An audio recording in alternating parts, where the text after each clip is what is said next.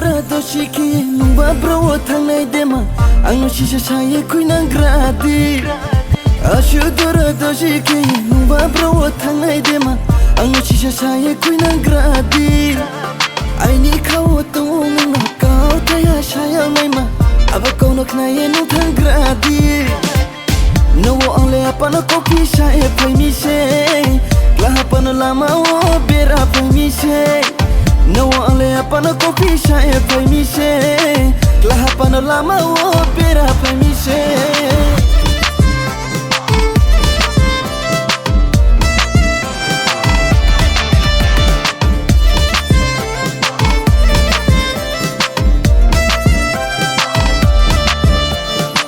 Shikaloma tonge thangnemba ainim khani kono imchini nango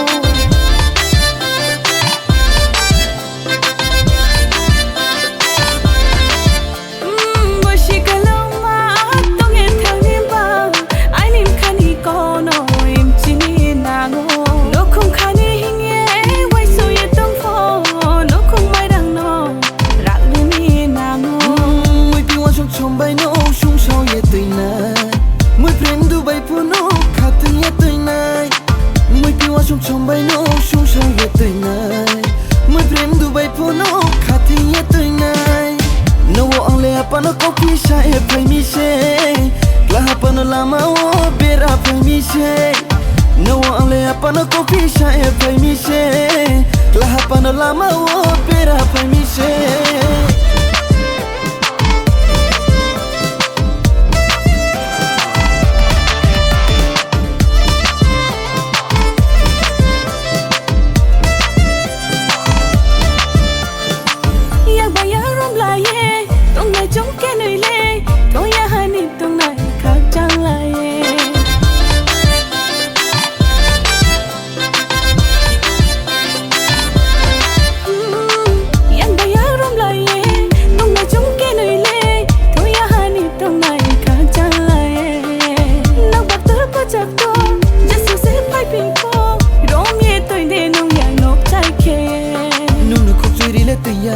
nung maya kise tuinai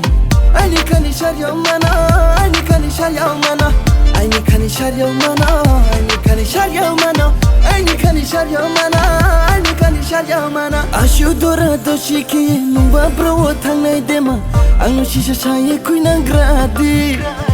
ashu dora doshiki nungba bro thangnai dema ang shisha chaye kuinang gradi aini khaw tung na kaw taya shaya naima aba kono knaye nu thang gradi no ole apana kopi shaye paimi she la apana lama o bera paimi she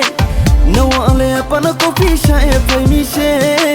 la apana lama o bera paimi she